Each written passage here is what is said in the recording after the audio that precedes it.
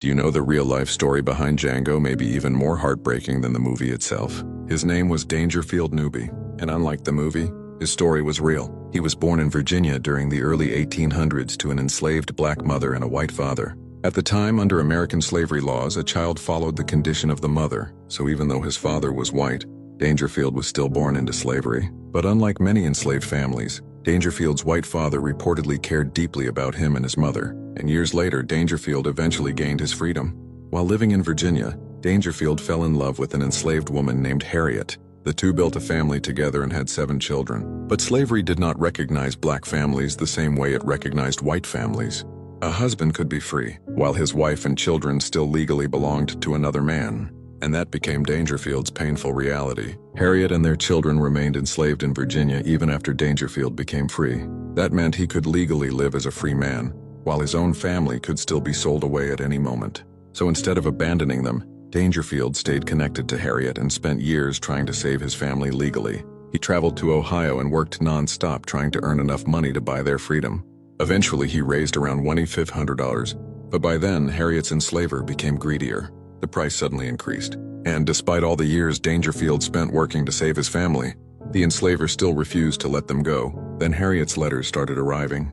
She begged her husband to save them before they were sold deeper into the South. In one heartbreaking letter, Harriet wrote, "Buy me and the baby as soon as possible. If you do not get me, they will sell me down south." Dangerfield realized time was running out, and eventually, he stopped believing slavery would end peacefully. So in October 1859, Dangerfield Newby joined abolitionist John Brown during the famous raid on Harper's Ferry, Virginia. The plan was dangerous: raid the federal armory, take weapons, arm enslaved black people, and spark a rebellion against slavery itself. But for Dangerfield, this was never just politics. This was family. Witnesses later described him fighting fiercely during the battle, but the raid quickly turned deadly. Dangerfield Newby became the first of John Brown's men killed during the attack, and after he died, soldiers searching his body found Harriet's heartbreaking letters still inside his pocket stained with blood. Even worse, Harriet's fears eventually came true. After the raid failed, Harriet and the children were reportedly sold deeper into the South, separating the family forever. But Dangerfield Newby's sacrifice became part of a moment that pushed America closer to the Civil War, a war that would eventually help destroy slavery itself. Because sometimes history remembers the rebellion, while forgetting the husband and father whose heartbreak helped ignite it. If this is your first time hearing this, comment "first time." Not every hero makes it into textbooks. Histora brings them back. Follow Histora for more truth. This is Histora. Imagine waking up before sunrise every day, knowing your labor belongs to someone else.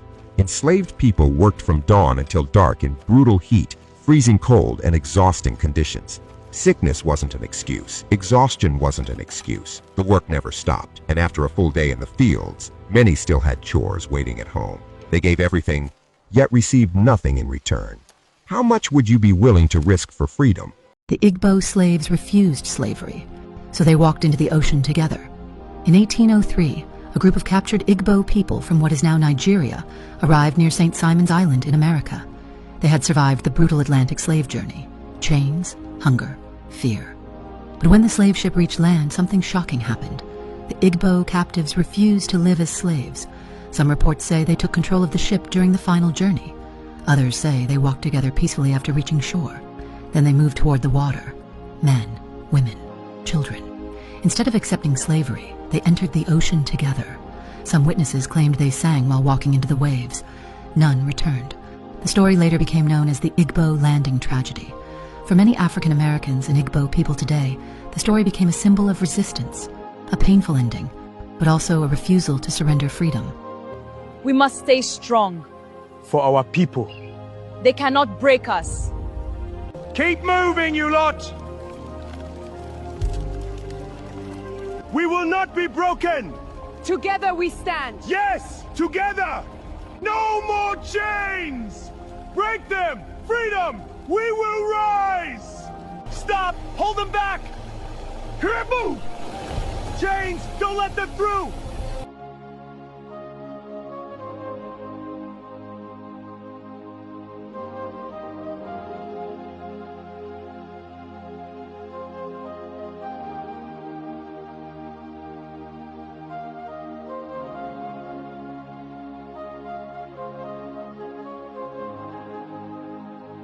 Margaret. She was his only surviving child, his heir, and his greatest disappointment. Margaret had been a difficult child, according to Edmund. She asked too many questions. She read books that were not appropriate for young ladies. She expressed opinions when silence would have been more becoming. As she grew older, these tendencies worsened. By the time she was 20, Margaret was openly challenging Edmund's authority, questioning his decisions, and behaving in ways that scandalized polite society. The weight was part of the problem. Margaret had always been a large girl, but after her mother's death, she gained substantial weight. By 1845, she weighed well over 200 pounds, making her grotesque by the standards of the time. Edmund was horrified and ashamed. How could he find a suitable husband for a daughter who looked like that? What kind of man would accept such a wife? But the weight was not the real issue. The real issue was that Margaret had a mind of her own and refused to pretend otherwise. She had received an excellent education, better than most women of her era, because Edmund had initially wanted her to be accomplished and refined. He had hired tutors in literature, history, French, and music. He had allowed her access to his extensive library. He had encouraged intellectual development because he assumed it would make Margaret a more interesting wife for whatever wealthy man eventually married her. Instead, education had made Margaret dangerous. She had read Mary Wollstonecraft and other writers who argued for women's rights and education. She had studied the abolitionist newspapers that somehow made their way to Mississippi despite being banned. She had formed her own opinions about slavery, about women's roles, about society's structure, and she was not good at hiding those opinions. The first serious incident occurred in 1843 when Margaret was 20. Edmund was hosting a dinner party for several prominent planters and their wives. The conversation turned to the question of slavery's expansion into new territories. She served an area so isolated people called it Hellhole Swamp, and for thousands of black families, she was the only health care they had. According to historical records, in 1923, registered nurse Maud Callan arrived in rural Berkeley County, South Carolina, where segregation had left black communities with virtually no medical care. There were no nearby hospitals, no black physicians, and patients often traveled for hours in wagons just to reach her. The Alabama twin sisters, who shared one male slave between them, until they both got pregnant. On March 14, 1849, the county courthouse in Lowndes County, Alabama, burned to the ground in what officials called an unfortunate accident caused by an overturned lamp. But among the ashes, investigators found something that didn't match the official story. 3 sets of human remains in the basement, chained to iron rings embedded in the stone walls.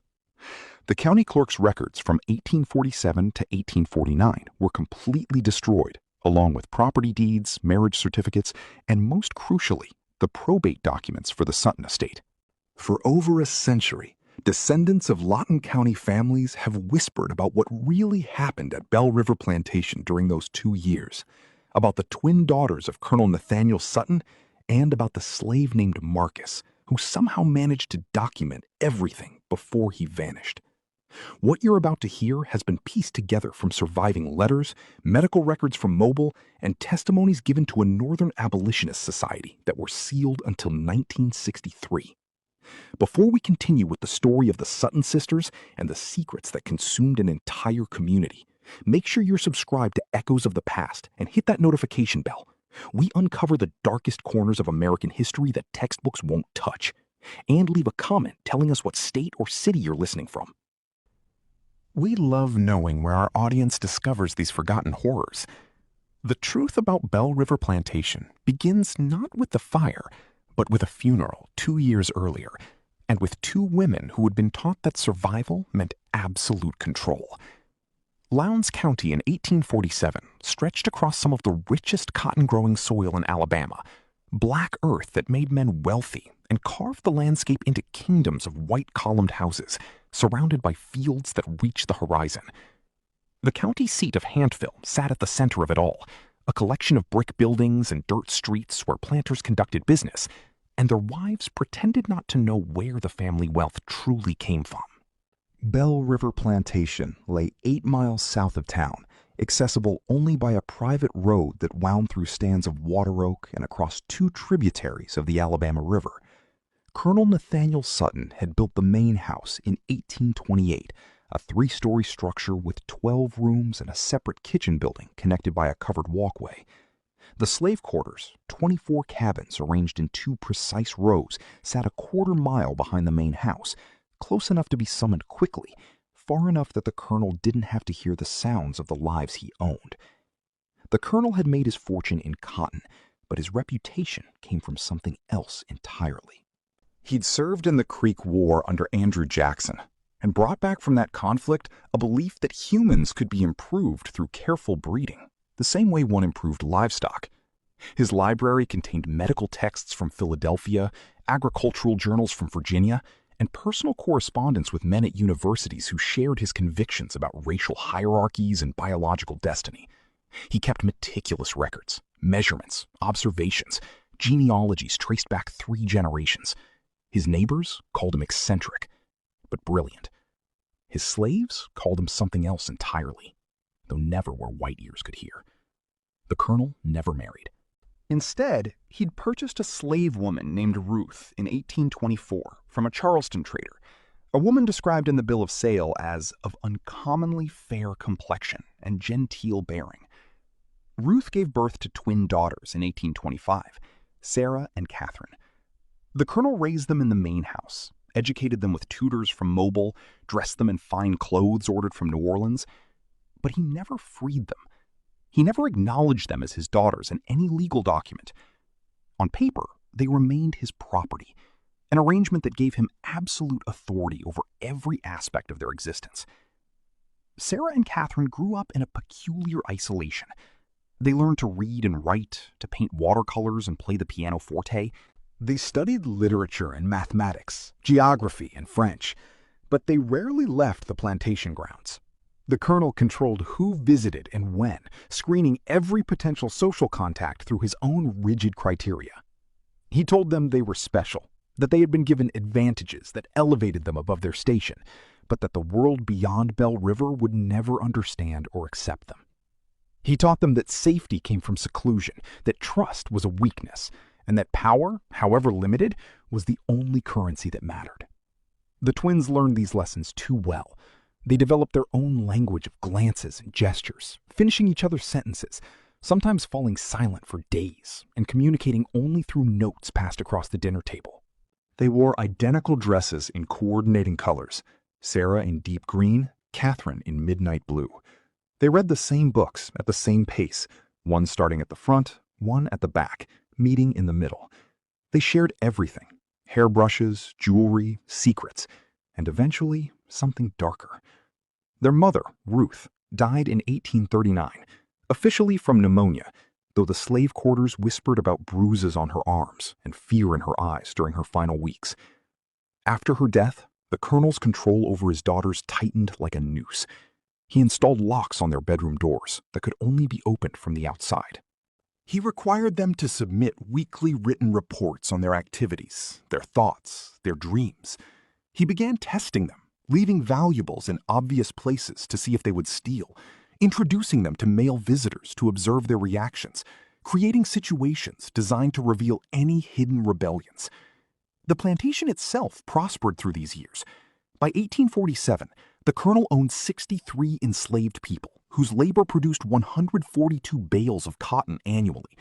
He sold his crop through factors in Mobile and invested the profits in more land, more slaves, more books for his ever-growing library. The slave population at Bell River had an unusual demographic profile, a disproportionate number of light-skinned individuals, more children than the birth rate should have produced, and a disturbing pattern of families separated and sold away just as children reached adolescence. The overseer, a man named Jonas Pritchett, had worked at Bell River for 15 years. He lived in a cottage near the slave quarters and carried out the colonel's orders with mechanical precision. Pritchett kept his own records, punishment logs, work assignments, dietary restrictions for slaves the colonel had designated for his breeding program. These notebooks, written in Pritchett's cramped handwriting, documented atrocities with the casual tone of farming reports. which women were forced into which cabins, which children were sired by which men, which pregnancies were terminated, and by what methods. In the main house, Sarah and Catherine understood more than their father realized. They read his journals when he traveled to Mobile on business. They listened at doors and gathered fragments of conversations between Pritchett and the colonel. They knew what happened in the quarters after dark, knew which of the slaves were their half-siblings, knew that their father viewed human beings as experimental subjects in his personal laboratory of racial theory, and they learned to hate him with a cold, patient fury that would have terrified him if he'd recognized it. The morning of February 3rd, 1847 arrived with unseasonable warmth, temperatures climbing into the low 60s even before noon. Colonel Sutton had spent the previous evening in his study, working by lamplight on correspondence with a professor at the Medical College of South Carolina. Before we continue, if this story has captured your attention, the complete full video is now uploaded on our YouTube channel. You'll find the direct link in the comments and description below, where you can watch the entire story with every hidden detail, shocking twist, and the ending most people never hear. And once you're there, explore the full playlist on YouTube to uncover what really happened next and follow the complete chain of events from beginning to end. Subscribe to Echoes of the Past for more forgotten American history, dark mysteries, and truths they tried hardest to erase. Click the link in the comments or description if you're ready to discover the full story. France executed its own black soldiers the exact moment they asked to be paid for winning World War II, turning machine guns on the very veterans who had just liberated them from Nazi occupation. This is the horrific, bloody history of the Thiaroye massacre. During World War II, when Nazi Germany marched into Paris and occupied France, the French military was completely broken. To claw their country back, they conscripted thousands of black men from across West and Central Africa into colonial regiments known as the Tirailleurs Sénégalais.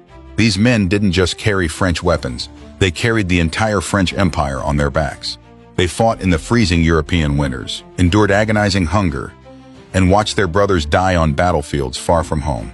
Thousands were captured by German forces, surviving the absolute brutality of prisoner of war camps where black soldiers were systematically targeted for execution. When the Allies finally won the war, these African warriors believed they were returning home to their families as decorated heroes. Instead, they were stripped of their weapons, loaded onto transport ships, and locked inside a bleak transit facility near Dakar, Senegal, called Camp Thiaroye. They were told to wait for what they had been legally promised: years of accumulated combat back pay, demobilization bonuses, and pensions equal to the white French soldiers they had fought alongside. But when the financial ledgers came down, France committed an unfiltered act of betrayal. The military arbitrarily slashed their wages, canceled their bonuses, and explicitly told these black men that their blood was worth less than a white Frenchman's currency. The veterans did not revolt. They did not attack. They did what any disciplined soldier would do. They stood in formation and demanded the money they were rightfully owed. France labeled this peaceful protest a mutiny. At dawn on December 1, 1944, the French military surrounded the camp. They positioned armored vehicles. They aimed heavy machine guns directly at their own unarmed men. While these African soldiers were still wearing the proud French uniforms they had bled in, French troops opened fire on them inside the barracks. It was a systematic slaughter. Some were torn apart instantly by machine gun fire. Others were wounded and left to bleed out in the dirt. Those who tried to climb the fences were hunted down. The official French report claimed only 35 men died, but witnesses and historians have proven the true death toll was a massacre of up to 300 veterans. The bodies were dumped into unmarked mass graves. The survivors were arrested, stripped of their medals, and thrown into colonial prisons for insubordination. France completely buried the story. They sealed the military records, wiped it from the textbooks, and reframed a cold-blooded mass murder as a routine piece of military discipline. This isn't just a story about the tragedy of war. It is an unfiltered lesson on value. It proves that loyalty means absolutely nothing to a power structure that views your body as disposable property. They survived the front lines of Europe. They survived Nazi captivity. But they did not survive asking a white nation to pay its bill. I want to hear from you in the comments right now.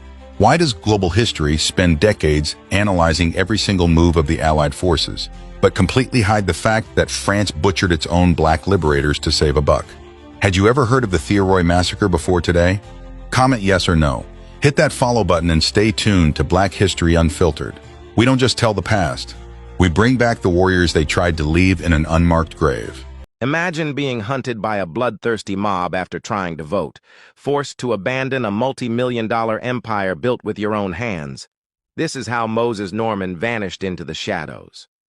When Moses Norman left the polling place on November 2nd, 1920, he didn't just go home. He went straight to his closest friend and community leader, July Perry. They looked out the window and saw the truth. A heavily armed mob was gathering, and they were coming explicitly to lynch Norman. Norman looked at Perry and made a defying choice. "I have to leave town right now." While the Ku Klux Klan and local deputies were busy organizing their bloodthirsty posse, Norman used that exact window of chaos to move. Before the mob even reached July Perry's front yard, Norman had already slipped out of Ocoee, vanishing into the pitch-black back roads of central Florida. By the time the mob surrounded the Perry fortress, demanding Norman be handed over, they were surrounding a ghost. Norman was already miles away. Furious that their primary target had slipped through their fingers, the mob took their rage out on the man who covered his tracks. They fought a bloody battle at July Perry's house, eventually capturing Perry, torturing him, and lynching him from a light post in Orlando. The mob wanted to send a message. This is the cost of protecting Moses Norman. But the message came too late. With bloodhounds on his trail and armed guards blocking every major road out of Orange County, Norman had to move through the shadows. He abandoned everything: his fine convertible, his home, and his massive 100-acre orange grove. Relying on a secret network of safe houses and brave black families, he moved from town to town, completely evading the manhunt. Norman didn't just cross county lines, he crossed state lines. He fled all the way north to Harlem, New York. He blended into the booming black culture of the Harlem Renaissance, living out the rest of his life until the 1950s. The mob took his wealth, they took his land, but they never took his life. They burned Ocoee to hide the crime, but they couldn't stop Moses Norman from surviving to tell the world the truth. Comment Norman to honor the man who refused to cower. Share this video so history is never forgotten. Follow for more unfiltered history. So all he did was try to vote? And they treated that like a crime. That's the end of the video! Hey, don't forget to like and subscribe. When they arrived in America, they were sold like property in public markets. Somewhere in the rolling tobacco fields of central Virginia, 6 women gave birth within the same 14-month period.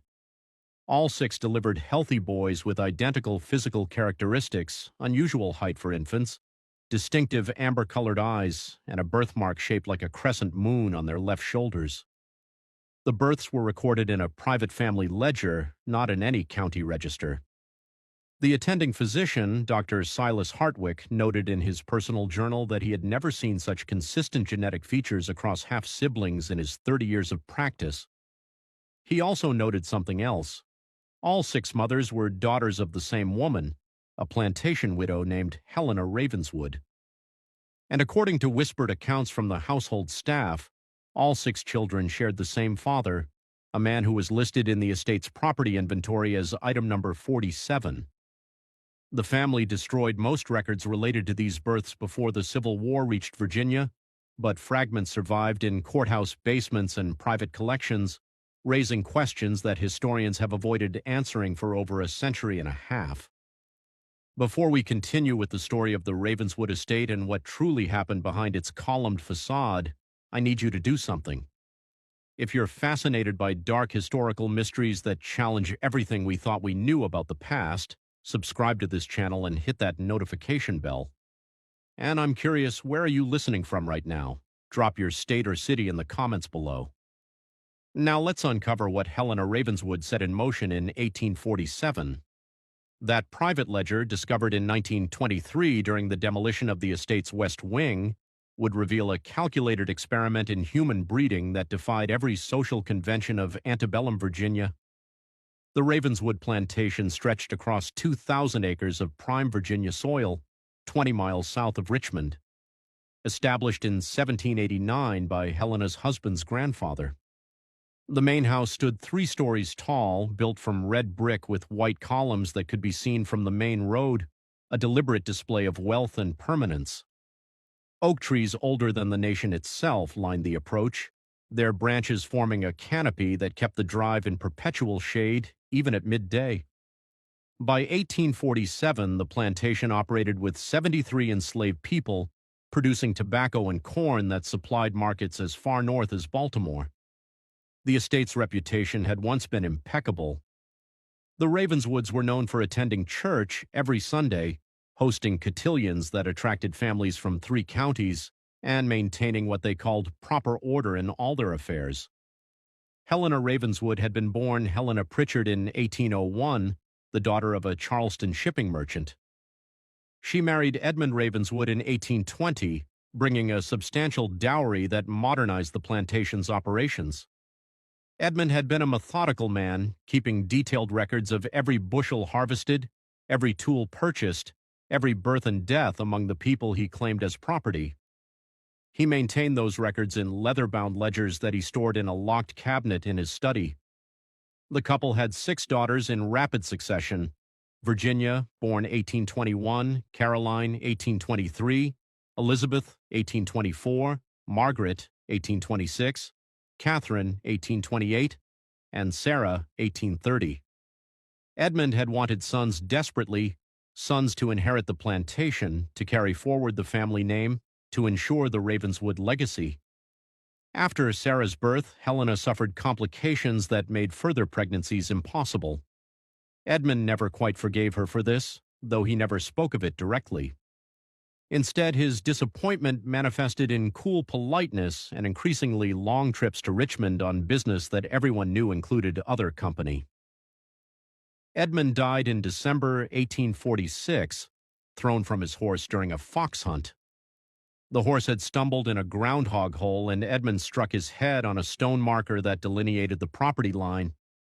He was 49 years old. He left behind a will that granted Helena control of the entire estate until such time as one of his daughters married a man deemed suitable to assume management, a man of proper breeding, education, and family connections. Helena was 45 when she became a widow. Her daughters ranged in age from 16 to 25. Virginia and Caroline had received marriage proposals from respectable families, but Edmund had rejected them, finding fault with each suitor's lineage or financial prospects. The younger daughters remained unmarried, waiting for their father's approval that would never come. They buried 20,000 black American heroes in the frozen earth of the Netherlands. Then they didn't say a single word about it for 65 years. This is the story of the black soldiers of the 961st Quartermaster Service Company. While the world remembers the tanks and the paratroopers, history forgot the 260 men who performed World War II's most grueling mission, cleaning up the battlefields when the guns went quiet. Their leader was First Sergeant Jefferson Wiggins. Born to sharecroppers in rural Alabama, Jefferson lied about his age and joined the Army at 16 just to escape the terror of the Jim Crow South. He thought the Army offered respect. What he found was the same segregation in a different uniform. In 1944, Wiggins and 2,000 other black soldiers sailed to Europe on the SS Frederick Lykes. While the white GIs stayed on the upper decks with lounges and fresh air, the black units were kept below deck. No windows, no facilities, just shadows and the sea. By November, they arrived in Margraten, a small Dutch village. The U.S. Ninth Army was losing thousands of men a day, and the bodies were piling up in the streets. General William Simpson needed a cemetery, and he needed it now. The 961st was ordered to the fields. What they saw was incomprehensible. Thousands of bodies were lying on tarps in the mud. There were no coffins. The dead were wrapped in mattress covers. Because the ground was frozen solid, machinery couldn't break the earth.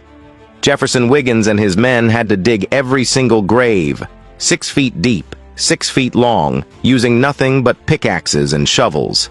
They worked 12-hour shifts for 3 months straight.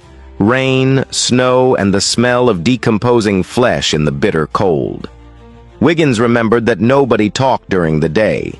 The only sounds were the picks striking the frozen ground and one soldier, Archie Johnson, singing hymns over the bodies. But here is the crushing irony. Jefferson Wiggins and his unit were burying white American soldiers who, if they were alive, wouldn't have been allowed to sit in the same room with them. These were men they couldn't eat with or share a barracks with. Yet, in the mud of Margraten, these black men gave those soldiers the one thing America refused to give them in life: dignity. When the job was done, the 961st moved on. No medals for the gravediggers. No ceremony for the men who handled the trauma. Jefferson Wiggins didn't speak a word of it for 65 years. Not to his wife, not to his kids. He buried the memory the same way he buried the men. It wasn't until 2009 that a Dutch historian tracked him down. He was 84 years old. He finally decided the world needed to know. Not for his own glory. He was clear about that. He said, "I'm concerned about people learning what American soldiers did." Today, 172 African Americans are buried at Margraten alongside the men they honored. Jefferson Wiggins lived to see his story published before passing in 2013, proving that truth, like the earth, can only hold a secret for so long. I want to hear from you in the comments. Why does history find it so easy to celebrate the glory of war, but so hard to acknowledge the men who had to handle the aftermath? Is it because their story reminds us that we were segregated even in our sacrifice? Comment dignity to honor the 961st. Share this with someone who thinks they know everything about World War II. Hit that follow button and join us at Black History Unfiltered. We don't just tell the past, we unearth the heroes they tried to leave in the mud.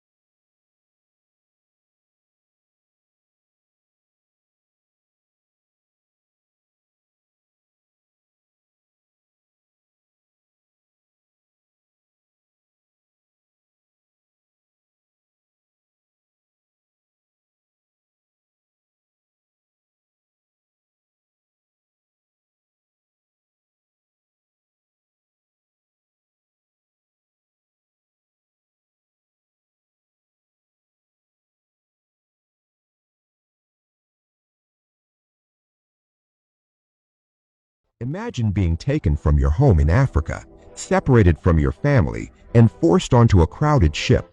Millions of Africans endured the Middle Passage, a brutal journey across the Atlantic to America. Packed into dark, cramped conditions, many died before reaching shore. Those who survived were sold into slavery and forced to build wealth for others with their labor. It's one of the darkest chapters in human history, and its impact is still felt today. Marriages was destroyed by the forced sale of family members, documented by historians. One of the most deliberately obscured horrors of American slavery is the domestic slave trade, the buying and selling of enslaved people within the borders of the United States. When the international slave trade was officially banned in 1808, it did not end the trade in human beings. It simply moved it entirely inside the country. Between 1820 and 1860, approximately 1 million enslaved people were sold and transported from the Upper South, Virginia, Maryland, Kentucky, Delaware, to the Deep South, Mississippi, Alabama, Louisiana, Georgia.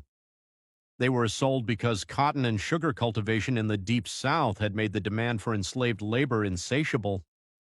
The domestic slave trade was the single largest forced migration in American history before the Great Migration, and the instrument of this migration was the auction block.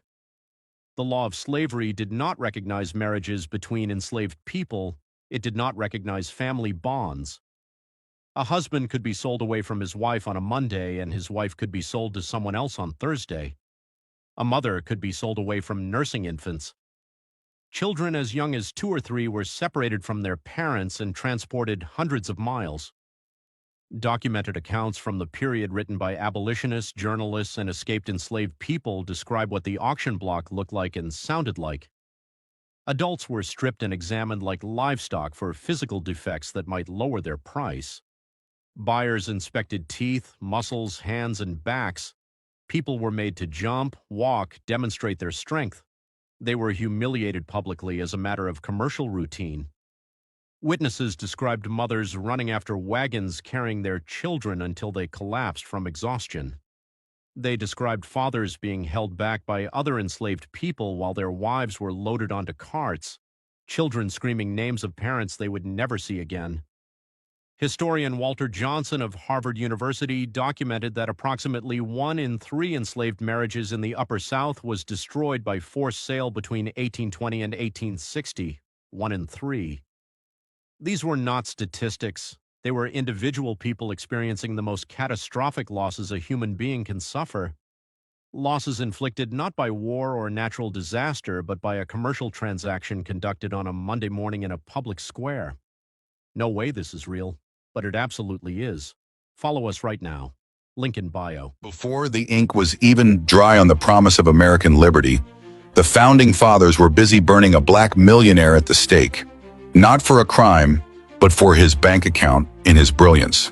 In 1775, Charleston, South Carolina, was the heart of the American maritime economy, but it was also a death trap of sandbars and reefs.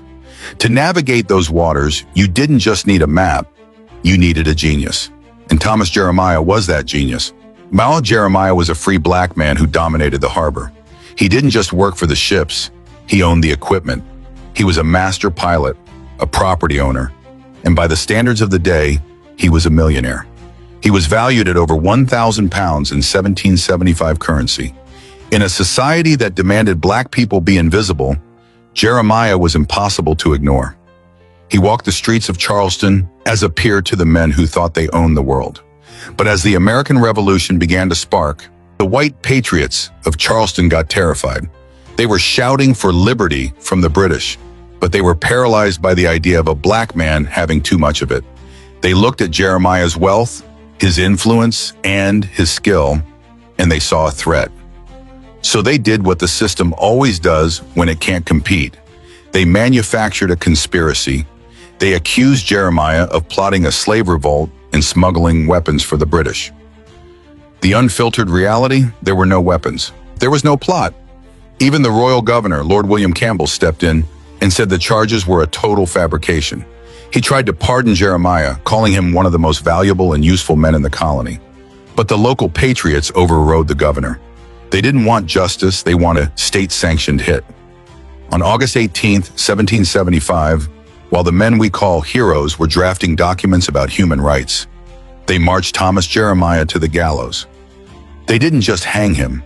Wish they burned his body to ash in front of the city.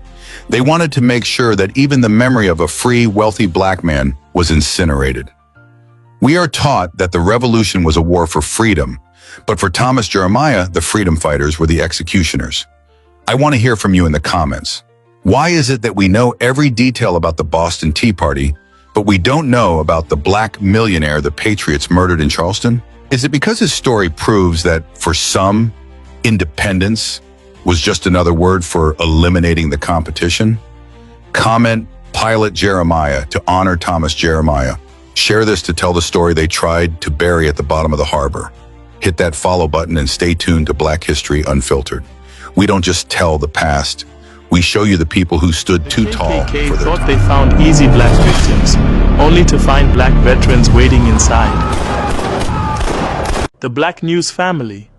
Do you know the Ku Klux Klan once tried to burn down a black church in Alabama without realizing the preacher inside was a World War I veteran? Personally, when I first heard this story, I was shocked, because this wasn't just a church, it was the center of an entire black community. In the 1920s, the KKK was terrorizing black neighborhoods across the American South, and black churches were one of their main targets, because churches were where black families gathered, organized, protected each other, and built hope together. And burning one down was meant to spread fear. But in one Alabama community, the KKK picked the wrong church, because the preacher leading that church had already survived war. Before becoming a pastor, he fought in World War I and witnessed violence, gunfire, and death on the battlefields of Europe. So as racist attacks became more violent, the preacher realized something very important. Nobody was coming to protect them. So instead of waiting for help, he organized his own defense. Quietly, he worked with black war veterans and trusted members of the community. Armed lookouts guarded the roads at night. Weapons were hidden inside the church, and according to stories passed down through generations, machine guns were secretly positioned inside the building, waiting for the night the Klan would arrive. Then one night, they came. The KKK expected terrified civilians. Instead, they found trained black veterans waiting for them. Gunfire erupted around the church as armed defenders fought back to protect their families, their neighborhood, and their place of worship. And after facing organized resistance from black veterans who had already survived war overseas, many KKK members reportedly fled the area instead of carrying out the attack. For many black communities during that era, moments like this became a turning point, because some black soldiers returned home from war no longer willing to watch their people suffer without resistance. And honestly, stories like this remind us that history is far deeper than most textbooks ever tell us. Not every hero was remembered, but some communities survived because ordinary people refused to surrender to fear. If this is your first time hearing this story, comment "first time." And don't forget to like, share, and follow for more hidden stories history tried to erase. I'm your brother Vernon, Plantation bell rang before sunrise, not as a wake-up call, as a warning. Enslaved people had only minutes to leave their cabins and reach the fields. Late arrivals could face whipping, no matter their age or condition. Rain or shine, sick or injured, the work never stopped. Could you imagine living every day under that kind of fear? Racist doctors once spread a deadly lie that killed thousands of black people? In 1793, a terrible yellow fever outbreak hit Philadelphia. While white people ran away to safety, doctors like Benjamin Rush told a horrible lie. They said black people could not catch yellow fever because they were different from white people. This was completely false. Enslaved people died from yellow fever just like everyone else. But because of this lie, they were forced to stay behind. Stereotypes about black people were designed to justify oppression. And the last one shocked the nation.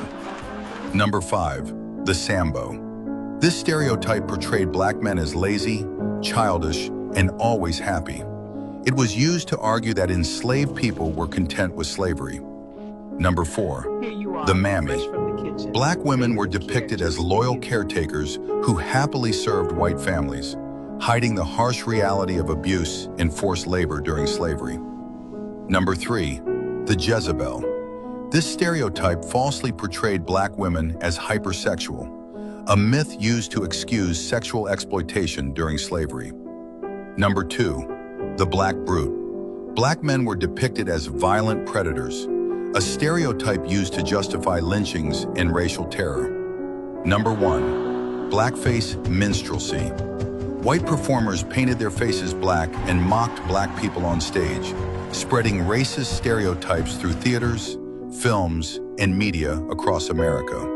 These stereotypes weren't harmless entertainment. They were tools used to justify oppression. Subscribe to Black History Forever and tell us where you're watching from. 1945, the state of Georgia strapped a black woman to the electric chair. Her name was Lena Baker, a mother, a maid, a survivor. She killed a white man who had kidnapped, raped, and beat her. She told the court it was self-defense. He was going to kill her. But in Jim Crow, Georgia, a poor black woman's word meant nothing. 12 white men sentenced her to death in one day. She begged for her life. They didn't care. She was electrocuted to death. 60 years later, decades too late, they quietly admitted the truth. She should have never been convicted. She should have never been executed. She should have never been treated like she didn't matter. This is America's pattern. They kill us, then clear our names long after the grave has closed.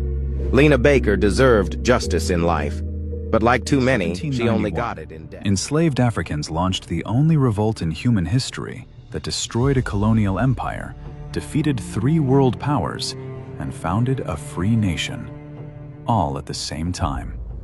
On the island of Saint-Domingue, present-day Haiti, enslaved Africans rose up against French colonial rule, burning plantations and crushing their oppressors with a ferocity that terrified the entire Western world.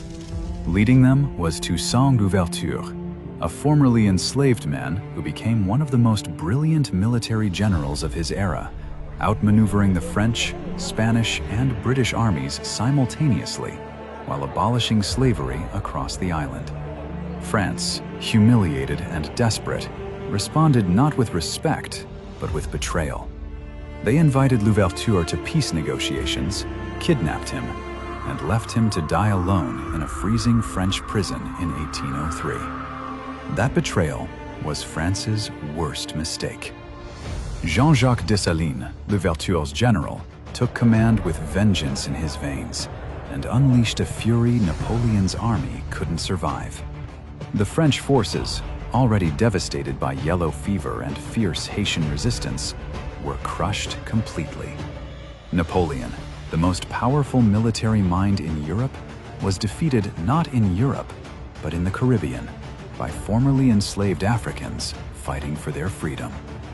On January 1st, 1804, Haiti was born, the first black republic and the only slave revolt in history to found a free nation. France then forced Haiti to pay the equivalent of $21 billion in reparations to former slave owners. The debt took 122 years to repay. But the message rang across the world forever. We are no one's property. Elmore Bolling wasn't lynched for a crime. He was lynched for success. December 4th, 1947, Jim Crow, Alabama. Elmore Bolling was a black businessman, church deacon, husband and father, building something of his own.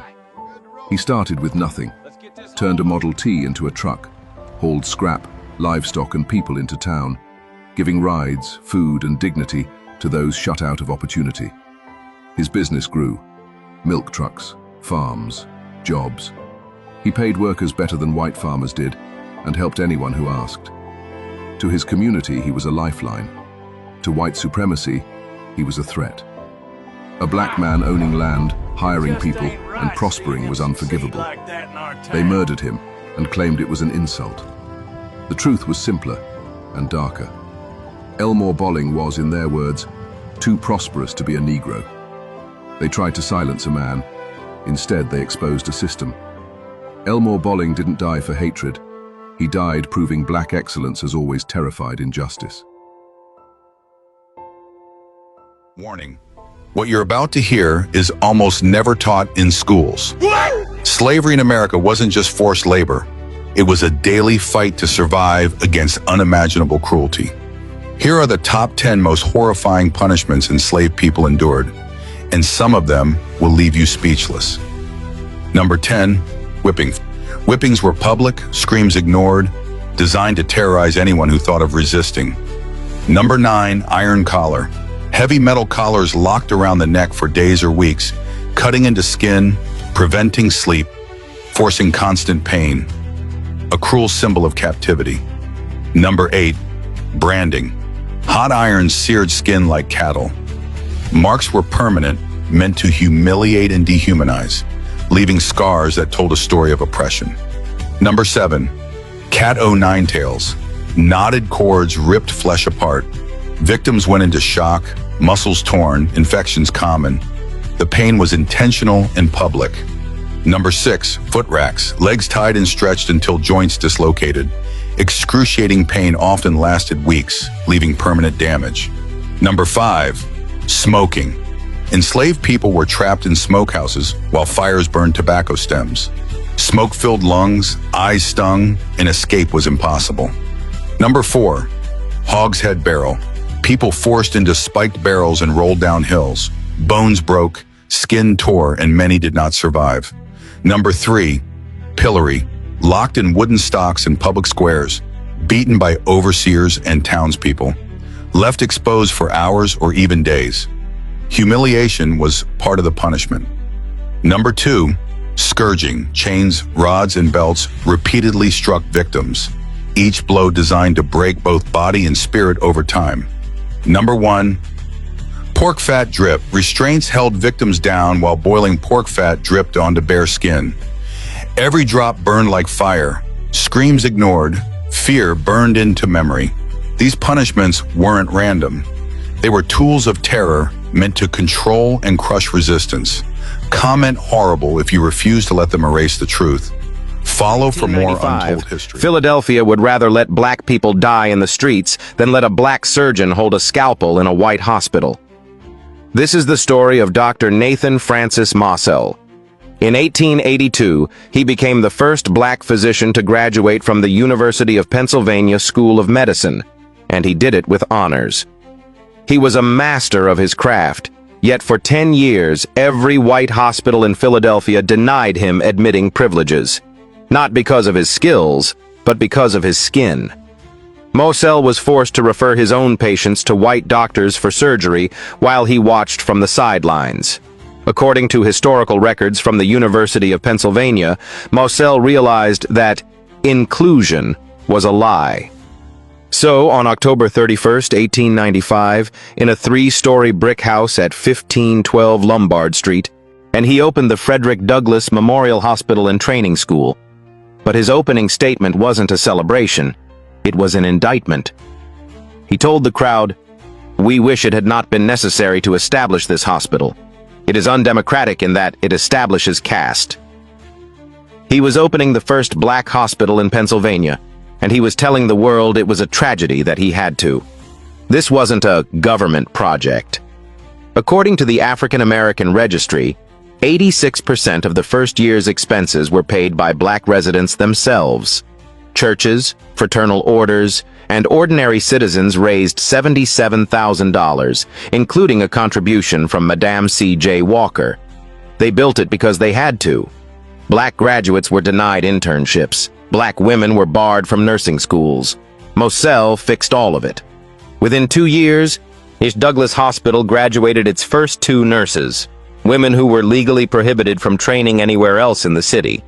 By the early 1900s, this wasn't just a clinic. It was a high-tech facility with X-ray machines, pathology labs, and a maternity ward that the American College of Surgeons officially certified. Mossell served as chief of staff for 38 years. University archives prove he personally performed over 2/3 of all surgeries during his tenure. He wasn't a control freak. He was a man obsessed with proving that black excellence wasn't just equal to white medicine, it was often superior. He treated tuberculosis patients other hospitals wouldn't touch. He delivered thousands of babies. He was the literal heartbeat of black Philadelphia. But history has a way of burying the architects. In 1948, Douglas merged with Mercy Hospital. By 1973, Mercy Douglas was forced to close its doors forever, crippled by the financial weight of providing free care to a community that the state continued to ignore. In 1982, the building was demolished. And here is the ultimate insult. If you go to 1522 Lombard Street today, you'll find a historical marker. It mentions the hospital. It mentions Nathan's wife, Gertrude Bustill Massell, a brilliant woman in her own right. But the plaque calls her wife of the founder, without actually naming the founder. Nathan Francis Massell died in 1946 at the age of 90. He spent his life fighting for an integration that never fully arrived, and he spent his career building a sanctuary for his people. Yet today, there is no statue. There is no monument. Just a plaque that refuses to say his name. Is erasure the final stage of segregation? If a man builds a 78-year legacy of saving lives, why is his name too heavy for a plaque in 2026? I want you to head to the comments. Does Dr. Massell deserve a monument in the center of Philadelphia, or is the fact that his necessity hospital existed at all enough of a legacy? Share this video. The algorithm loves a clean, comfortable history, but we deal in the unfiltered truth. Hit that follow button and join us at Black History Unfiltered.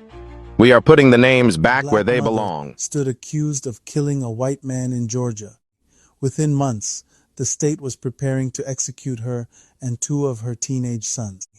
Her name was Rosa Lee Ingram, and her case became one of the most controversial justice battles of the Jim Crow era. On November 4, 1947, Rosa Ingram, a widowed sharecropper and mother of four, became involved in a confrontation with a white neighbor named John Stratford near Ellaville, Georgia. Accounts differ on exactly what happened. What is clear is that Stratford confronted Rosa while armed. According to Rosa Ingram and later testimony, Stratford threatened and assaulted her, and attempted to force himself on her. Hearing their mother's cries, her sons rushed to help. The confrontation turned violent. When it was over, Stratford was dead. What happened next shocked many observers across the country. Rosa Ingram and two of her teenage sons, Wallace and Sammy, were tried before an all-white jury. The trial lasted only one day. The jury deliberated briefly before sentencing all three to death in the electric chair. A mother, a 16-year-old boy, and a 14-year-old boy. Civil rights organizations immediately mobilized. Activists, journalists, churches, labor groups, and black women's organizations launched a nationwide campaign demanding justice. The case attracted international attention. Petitions circulated around the world. Appeals were filed. Pressure mounted. Eventually, the death sentences were overturned and replaced with life imprisonment. But the fight continued. After years of advocacy, Rosa Ingram and her sons were finally released on parole in 1959. Today, the Rosa Lee Ingram case remains an important reminder of how race, gender, and justice collided in the Jim Crow South. It also reminds us that some of the most important civil rights battles were fought not only in courtrooms and on marches, but by ordinary families determined to survive impossible circumstances.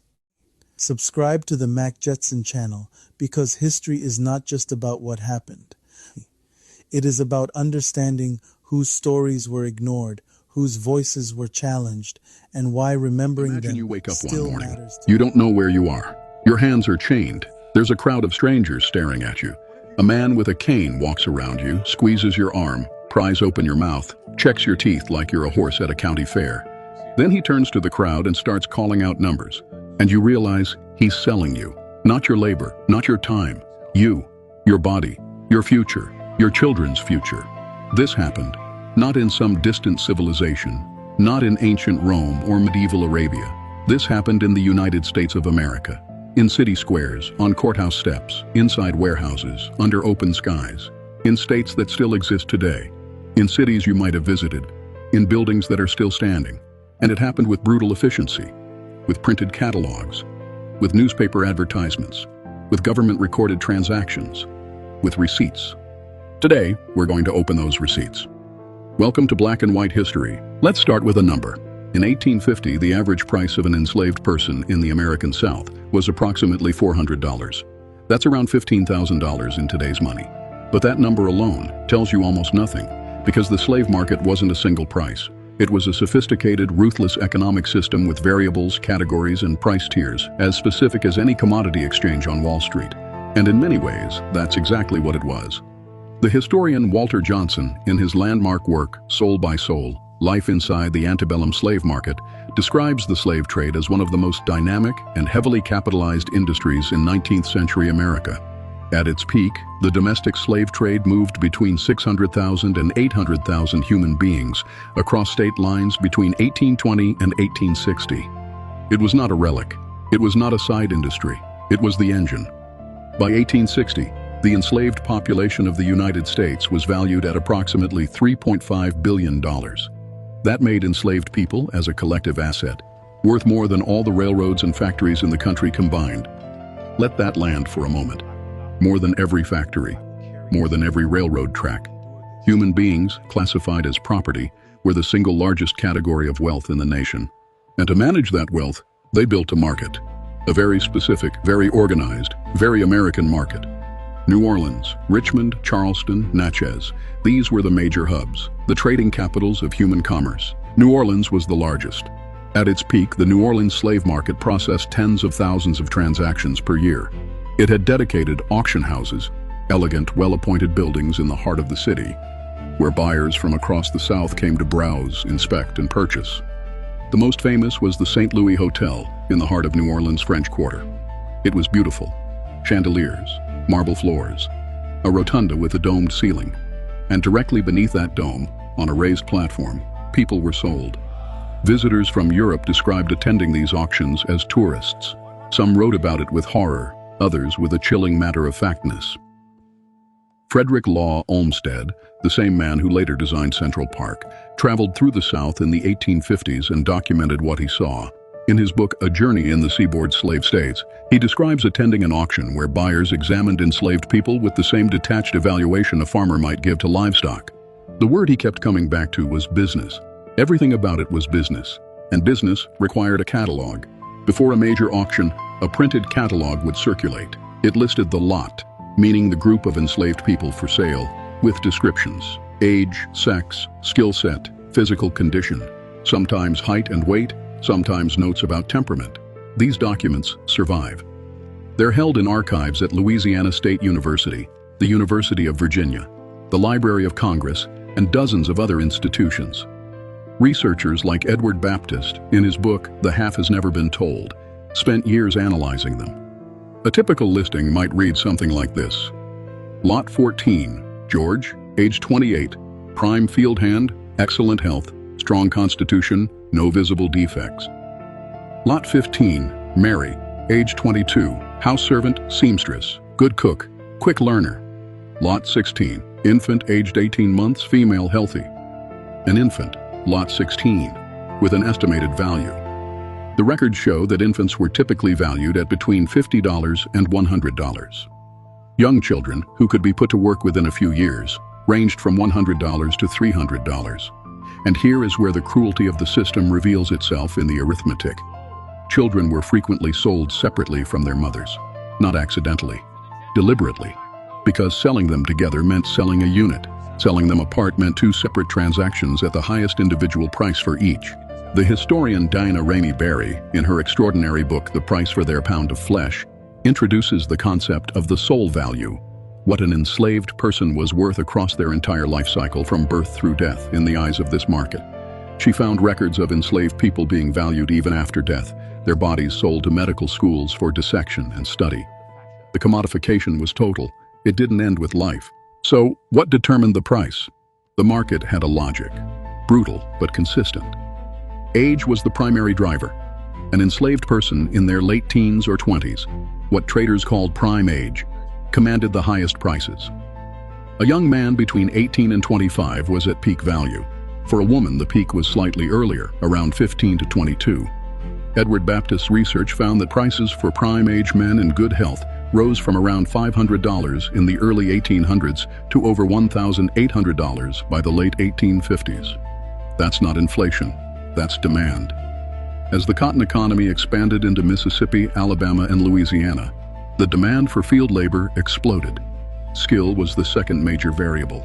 An enslaved carpenter could command 2 to 3 times the price of an unskilled field worker, a blacksmith, a cooper, someone who made barrels, a skilled seamstress, a cook, a trained midwife. These were premium commodities. One documented sale from 1857 in New Orleans shows an enslaved carpenter named Simon selling for $2,500, the equivalent of nearly $90,000 today. His skills made him extraordinarily valuable to whoever owned him because he could be hired out, generating income far beyond the cotton field. Gender shaped price in specific and disturbing ways. Enslaved women were valued not only for their labor but for their reproductive capacity. The term used in the trade was fancy, a grotesque euphemism that appeared in actual auction catalogs. Fancy girls, typically young women selected for their appearance and deemed suitable for sexual exploitation, could sell for prices that dwarfed prime field workers. Records from the New Orleans market document fancy transactions exceeding $5,000, over $170,000 in today's money. These women were purchased by wealthy planters and urban elites. What happened to them is not ambiguous. Solomon Northup, the free black man from New York who was kidnapped into slavery in 1841 and whose memoir 12 Years a Slave remains one of the most important documents of the period, described the New Orleans market in precise detail. He wrote about standing on the auction block, being examined, being made to walk, to run, to demonstrate physical ability. He wrote about the buyers who squeezed muscles and pried open mouths. He wrote about the mothers screaming when their children were sold away. And he wrote about the price. He was sold for $1,500. The examination before the sale was systematic, documented, deliberate. Buyers, or their agents, would visit the holding pens in the days before an auction to make their selections. These pens, called slave pens or slave jails, existed in every major southern city. In Richmond, Virginia, one of the largest was operated by a company called Lumpkin's Jail, nicknamed the Devil's Half Acre by the enslaved people held there. It has been excavated by archaeologists in recent years, and the findings are documented by the Slavery in the Making of UVA project and the Virginia Department of Historic Resources. People were held in these facilities, sometimes for weeks, before sale, fed minimally, kept clean enough to appear healthy to buyers. In some cases, given better clothes for the day of the auction itself. The presentation was calculated. The physical examination a buyer conducted was exhaustive. Teeth were checked. Healthy teeth indicated age and overall health. Eyes were examined. Scars were scrutinized carefully. But here's the contradiction. Scars from whipping were sometimes interpreted as signs of a difficult temperament, reducing value. Other scars from injuries or illness indicated physical fragility. The enslaved person being examined had to navigate this moment carefully. Show too much pain and your price drops. Show defiance and you might be flagged as trouble. Walter Johnson, in Soul by Soul, interviewed the surviving accounts of this experience and found consistent descriptions of a specific kind of performance. The performance of wellness, of compliance, of productivity, forced upon people who had no choice but to participate in the theater of their own commodification. Some people tried to resist. There are documented cases of enslaved people deliberately attempting to appear ill or mentally unfit to lower their value and perhaps avoid being sold far from their families. Traders knew these tactics. They had countermeasures. Physical examinations by physicians, yes, licensed physicians, were sometimes employed to certify the soundness of a person being sold. The medical profession's complicity in the slave trade is a documented, largely under-examined chapter of American history. Scholars like Harriet Washington in Medical Apartheid have traced how the bodies of enslaved people served not only as economic units, but as medical subjects. used for surgical experimentation for the development of techniques that would later benefit white patients. The auction itself was theater. An auctioneer, typically skilled, well-paid, and respected in his community, would call out the opening bid. Buyers would compete. Prices would rise. A gavel would fall. In less than 3 minutes, on average, a human life would change hands. The transactions were recorded. Receipts were issued. These receipts read like any other bill of sale. Name of the item, description, price, signatures of buyer and seller, sometimes a notary stamp. The language was identical to the language used to sell land. Furniture, horses. One receipt from 1852, held in the archive of the University of North Carolina's Documenting the American South Project, reads, "Received of James T. Buyer, the sum of $950 for and in consideration of one Negro girl named Eliza, aged about 16 years, which I warrant to be sound in body and mind, and a slave for life." Sound in body and mind. A slave for life. Eliza was 16. The historian Brenda Stevenson, in Life in Black and White, Family and Community in the Slave South, tracked cases like Eliza's through courthouse records and found that a significant percentage of those sold in the domestic trade were between the ages of 14 and 25. The market had an appetite for youth. It was an investment in years of labor. In women, it was also an investment in future children, future property. Here's something most people don't know. The domestic slave trade accelerated after 1808. In 1808, the international slave trade to the United States was officially prohibited. No more importing enslaved people from Africa or the Caribbean, which meant the existing enslaved population became even more valuable because the supply was now theoretically fixed. Theoretically, because what followed was an internal boom. The Upper South, Virginia, Maryland, North Carolina, became suppliers. The Lower South, Mississippi, Alabama, Louisiana, Georgia, became buyers. An entire industry emerged to move human beings from one region to another. Trading companies, coffles, groups of enslaved people chained together and marched hundreds of miles on foot or transported on steamboats, agents, brokers, speculators. One of the most notorious was Franklin and Armfield, a slave trading company based in Alexandria, Virginia, just across the river from Washington, D.C., that operated in the 1820s and 1830s. At their peak, they were transporting over 1,000 enslaved people per year to the Deep South. Their operation included a holding facility, their own fleet of ships, and a network of agents across the region. The historian Stephen Dial, in Carry Me Back, The Domestic Slave Trade in American Life, estimates that between 1820 and 1860, approximately 1 million enslaved people were forcibly relocated from the Upper South to the Lower South through the domestic trade. 1 million. Separated from their families, their communities, their languages, their graves. The phrase, "sold down the river," still used today as an idiom meaning betrayed, comes from this: the Mississippi River. People literally sold and sent down it, never to return. Right here, before we go deeper, if this history is hitting you the way it should, take 3 seconds. Leave a comment below. Tell me one thing you didn't know before today. And if you believe this history deserves to be seen, hit that like button. It helps more people find this channel. Now let's keep going. There is no way to tell this story without stopping here, because the most devastating consequence of the auction system was not the price. It was what the price destroyed: families. The domestic slave trade, by its very nature, required the destruction of families. Husbands sold away from wives, parents from children, siblings separated across hundreds of miles. The historian Herbert Gutman, in The Black Family in Slavery and Freedom, analyzed the family structures of enslaved people through the records they left, the testimony they gave after the Civil War, the names they gave their children, the marriage records kept in freedmen's bureaus. He found overwhelming evidence that enslaved people prioritized family with fierce determination, naming children after absent fathers, keeping siblings' names alive across generations. And the records of the slave trade show, equally clearly, how systematically that effort was undermined.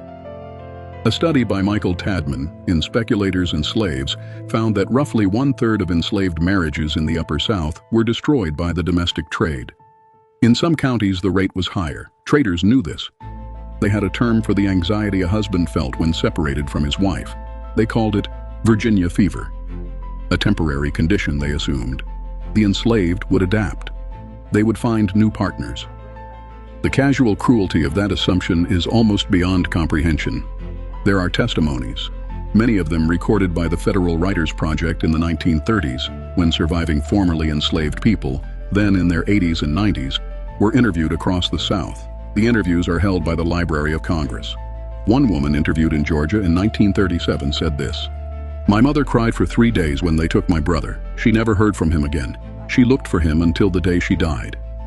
She was 92 years old when she said born it. into She slavery, still remembered. but carried the blood of the man who owned the plantation. Queen Jackson Haley was born in the American South before the Civil War, the biracial daughter of an enslaved black woman and a wealthy white plantation owner. Her light skin meant she lived between two worlds, never fully accepted by either. While some saw her as privileged compared to other enslaved people, the reality was far more complicated. She was still considered property under the law. As the Civil War tore through the South, Queen witnessed slavery collapse around her and struggled to build a life in a country still divided by race. Her story, passed down through generations, would later inspire her grandson, author Alex Haley, to write Queen, the story of an American family. Queen's life became more than family history. It became a window into a forgotten part of the American past. How different do you think life felt for people trapped between two worlds? Get the full story from our free newsletter. I want you to know that America's police force was built on slave patrols, and that those patrols had teeth, literal teeth, trained to hunt human beings. During slavery, they were called Negro dogs, not in whispers, in newspaper advertisements, in official records, in legal documents. According to historical archives documented in the West Tennessee Democrat and other period newspapers, slaveholders openly advertised the finest dogs for catching Negroes. This wasn't underground. This was business. Here's what the history books skip. By the 1820s, enslavers were importing Cuban bloodhounds specifically bred for one purpose: to attack black flesh. According to legal scholar Michael Swistara's research published in academic journals, as early as the 1700s, records show enslavers bred Cuban bloodhounds with the explicit purpose of raising them to enact violence against black people. These weren't hunting dogs. They were weapons. The training was systematic, deliberate, documented. According to Frederick Law Olmsted's historical observations and WPA slave testimonies preserved in the National Archives, trainers would lock dogs away, never allowing them to see a Negro except while training to catch him. They'd give the dog the scent of a black person's shoe or clothing. Then they'd send an enslaved person out. When the dog caught them and treed them, the dog was rewarded with meat, over and over, until that dog associated the black body with prey. So former slave Solomon Northup described it in his 1853 narrative, 12 Years a Slave. The dogs used on Bayou Boeuf for hunting slaves are a kind of bloodhound, but a far more savage breed than is found in the northern states. They will attack a Negro at their master's bidding and cling to him as the common bulldog will cling to a four-footed animal. He was describing industrial-scale terrorism. And here's the part that should make you angry. The scars became evidence. According to legal scholar Madeline Wasselchuk's research, the scars of dog bites were so common that they became physical badges of slavery, marks used to identify escapees in advertisements for rewards. Enslavers bought and sold people partially based on dog bite scarring. Your wounds became your price tag. When slavery ended, the practice didn't. It evolved. According to the Smithsonian Institution and AAIHS research, Jim Crow sheriffs held public demonstrations through the late 1800s and early 1900s. A black man would be given a 20-minute head start, then the dog would be released. If the dog caught him, the dog was deemed police-ready. These weren't private executions. These were public spectacles. The same dogs that hunted enslaved people were transformed into police K-9 units. According to a 2019 study examined by Emergency Room Data, of 32,000 police dog bite victims between 2005 and 2013, 42% were black. The method changed. The target didn't. In 1963, during the Civil Rights Movement, police sicked dogs on children in Birmingham. But that wasn't an invention. That was a continuation. The Dogs of Birmingham were the same institutional terror that began on the plantation. I'd just relocated to Main Street.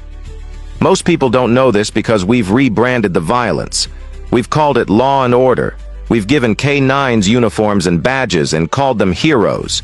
We've hidden the genealogy of state violence against black bodies so completely that we've forgotten it was ever exposed. But here's what's real. A system that was built on hunting black people with dogs didn't disappear. It just got a new name.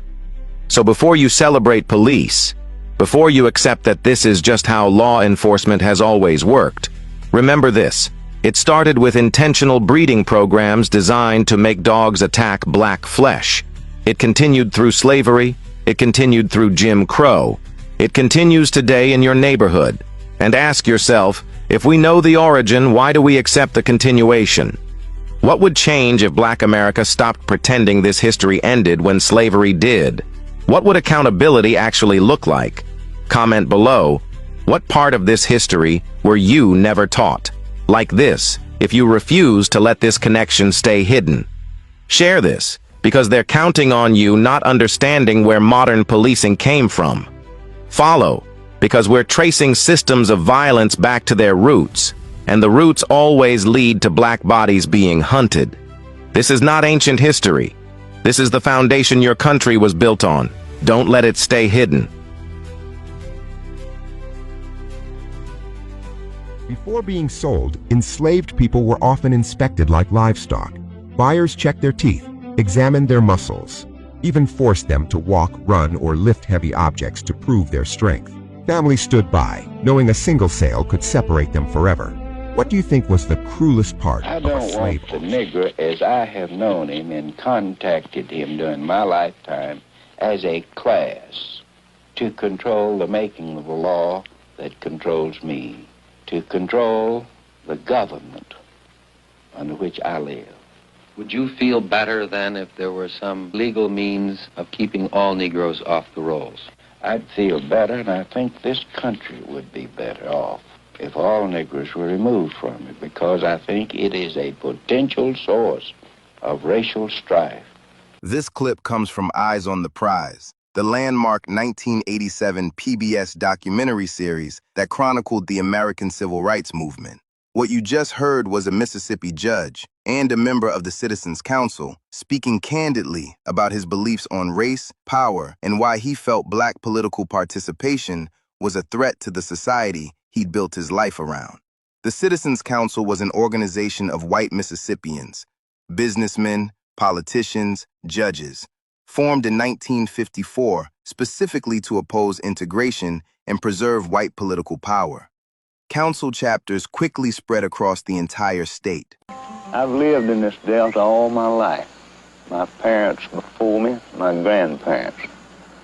This land is composed of two different cultures, a white culture and a colored culture, and I've lived close to them all my life.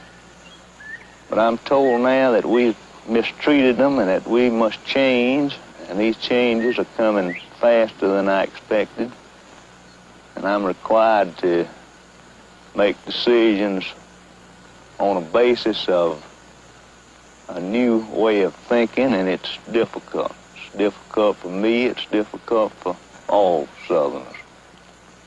I was born in Mississippi, in the United States, and I'm the product of my heredity and education and the society in which I was raised. And I have a vested interest in that society, and I, along with 1 million other white Mississippians, will do everything in our power to protect that vested interest. It's just as simple as that. Bankers, politicians, and owners of businesses joined the Citizens Councils throughout the South. They punished people who supported integration or black voting rights by foreclosing mortgages, firing workers, or refusing loans to farmers. And they used their influence to push through laws that would ensure continued white domination. It's primarily a struggle for power. And I think we would be stupid indeed if we failed to see where the consequences of a supine surrender on our part. 30 babies in 2 days. to pay off a card game. For 4 days, the sky over Savannah was dry. Then the auction began, and it started to rain. A man named Pierce Butler had a problem. He'd gambled away a fortune, and to pay what he owed, he sold people. Not a few, 436 men, women, and children, including 30 babies. They were the people of his plantation, families who had lived beside each other their whole lives, husbands and wives, brothers and sisters, mothers and the children they had carried. Buyers came from 5 states. They made them walk, made them jump, opened their mouths to check their teeth like livestock. And one by one, over 2 days, the families were torn apart, sold to different men, sent to different states.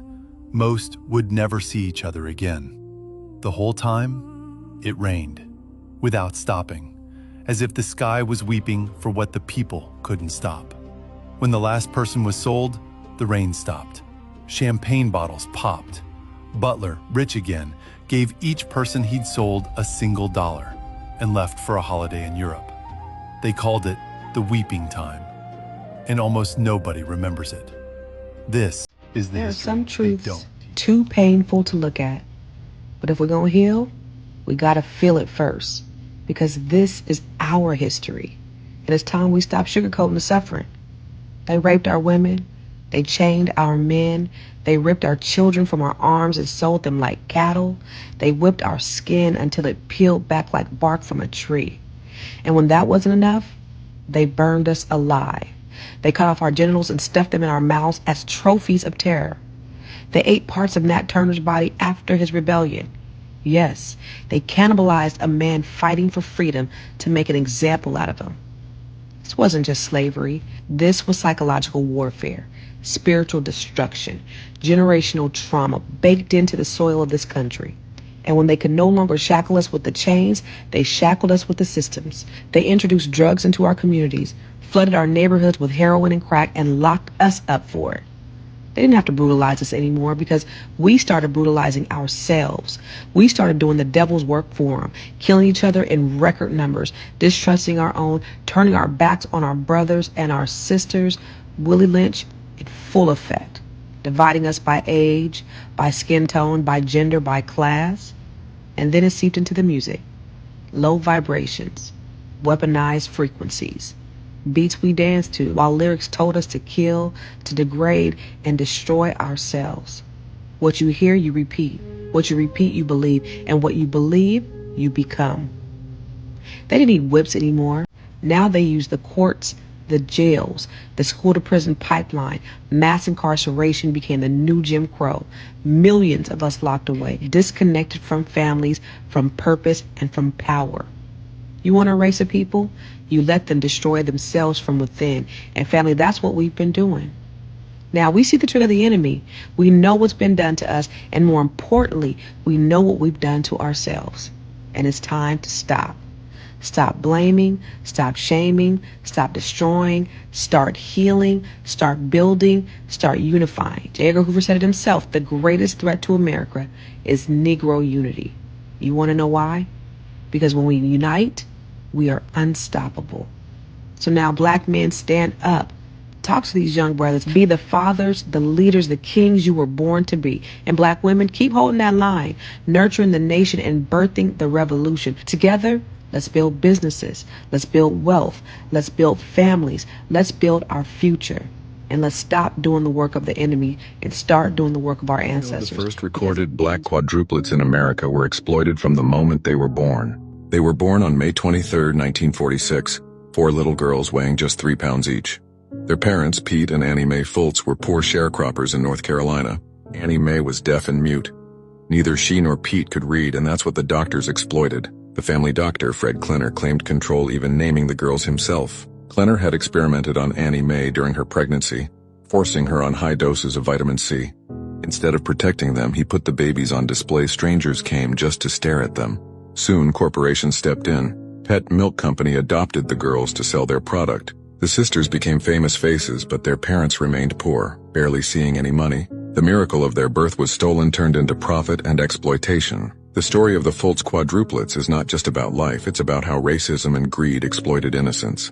Do we remember them as miracles or as children who never had a chance to just be free? Not every hero makes it into textbooks. Histora brings them back. Follow Histora for more truth. This is Histora. March 26, 1944. While America was fighting tyranny in Europe, a 66-year-old black minister in Mississippi was about to be hunted down and murdered for owning something he had earned, for protecting something his family built over 57 years. His name was Reverend Isaac Simmons, and according to the Equal Justice Initiative and historical records, he controlled 278 acres of debt-free land in Amite County, Mississippi. Land his family had owned since 1887. This was extraordinary. Most black families in the South had nothing. Reverend Simmons had wealth. He had land. He had legacy. Then in 1941, rumors spread that there was oil beneath Mississippi soil. 6 white men decided they wanted his land. According to documented accounts and court records, they approached him demanding he sell. He refused. Wait, so he did something that terrified them more than any refusal. He hired a lawyer to protect his family's property. That decision cost him his life. On March 26, 1944, the 6 men showed up at his son Eldridge's home. According to testimony recorded in trial documents and the Burnham Nobles Digital Archive, they lured Eldridge into their car, then beat him. They screamed at him, calling him and his father smart niggers for hiring an attorney. Then they drove to where Reverend Simmons was working. According to the records, they dragged him a mile from his home into the woods. They beat him with clubs. Then they did something that shows the pure savagery of what they intended. They cut out his tongue. He couldn't speak. He couldn't cry for help. He couldn't plead for his life. Then they shot him 3 times. They left his body on the road. The mob's message was clear. It was delivered to Eldridge. According to documented accounts, you have 10 days to get off this land or you'll be next. The family buried their patriarch and fled Mississippi that night, leaving behind 278 acres they had built with their own hands over 57 years. According to documented court records, the land was transferred to white ownership. Simply transferred. No trial, no justice, no accountability. Only one man was ever prosecuted. He was acquitted by an all-white jury due to lack of evidence, even though there were witnesses. According to trial testimony from November 1944, Eldridge and the family members who survived refused to name the perpetrators. They couldn't. They knew that if these men were convicted, they would be murdered too. The mob had made that clear. Not a single one of the 6 men who murdered Reverend Isaac Simmons ever faced prison. Not one. The land became theirs. The wealth became theirs. And Reverend Simmons became a footnote in a history textbook that America refuses to teach. This is the story they erased. In 2024, descendants of Reverend Simmons petitioned the government to return the stolen land. The petition was denied. Statute of limitations, they said. Never mind that the statute of limitations is irrelevant when a crime was never prosecuted. Never mind that the only reason it wasn't prosecuted is because the system protected white murderers over black victims. Think about the mathematics of American racism. A black man builds 278 acres of wealth over 57 years. He protects it with a lawyer. For that act of self-preservation, he is brutally murdered. His family is terrorized into exile. His land is stolen. His murderers walk free. And 80 years later, his descendants are told, too late, statute of limitations. That's not justice. That's not history. That's the architecture of white supremacy. It's the system working exactly as it was designed to work. While America was fighting against tyranny overseas, the tyranny at home didn't pause. It accelerated. It became murder. It became theft. It became the legal theft of 278 acres in a man's life and a family's legacy. Reverend Isaac Simmons deserved better. His family deserved better. America deserved better. But America chose this. America chose to let the murderers walk. America chose to erase the story. America chose to protect the land thieves and forget the patriarch. According to the Equal Justice Initiative, Reverend Simmons was one of at least 14 black people lynched in Amite County between 1865 and 1950. 14 in one county, in 85 years. And we call ourselves a nation of laws. His name was Reverend Isaac Simmons. He was murdered on March 26, 1944, for owning land and daring to protect it. He was 66 years old. His tongue was cut out. He was shot 3 times. His family was exiled. His murderers were never convicted. And this year, as we celebrate Black History Month, we celebrate a man America worked very hard to erase. Because the story of Reverend Isaac Simmons is the story America doesn't want taught. It's the story of how wealth was stolen, how murder was legal, how the system protected the murderers and condemned the victims to forgetting. Drop a comment if Reverend Isaac Simmons deserves to be remembered. Share this if his family deserves justice. Follow for more documented stories they erased from history, because forgetting is how they won. Remembering is how we fight back. Have you heard about the married couple who escaped slavery by convincing America that the wife was a white slave owner and the husband was her slave? Their names were William and Ellen Craft. And unlike a Hollywood movie, this really happened. The two were enslaved in Macon, Georgia during the 1840s. They loved each other deeply, but under slavery, a husband could be sold, a wife could be sold, and children could be taken away at any moment. William and Ellen refused to bring children into a world where a slave owner could separate their family with a single decision. So they decided to escape, but escaping Georgia was almost impossible. Slave catchers watched the roads. Train stations checked papers, and anyone caught could be beaten, imprisoned, or sold away forever. Then Ellen realized something unusual about herself. She was the daughter of an enslaved black woman and a white plantation owner. Because of that, her skin was so light that many people assumed she was white, and that inspired a dangerous plan. Ellen would pretend to be a wealthy white man. William would pretend to be her slave. If anyone discovered the truth, everything would be over.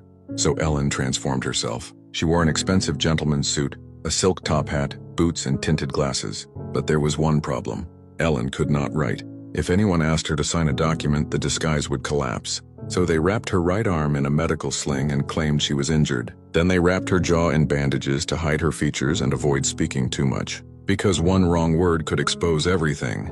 On December 21st, 1848, they began the journey. For days they traveled through trains, hotels, and steamships surrounded by people who would have sent them back into slavery if they knew the truth. Every stop felt like a trap. Every conversation felt like a test. Then came the moment that nearly destroyed everything. An officer demanded paperwork and became suspicious. Questions were asked. Eyes turned toward Ellen. William could do nothing except stand nearby pretending to be property. One mistake, one signature, one slip of the voice, and it would all be over. But somehow the disguise held. Hour after hour, checkpoint after checkpoint, until finally, they reached freedom. Their story quickly spread across America. Newspapers could hardly believe it.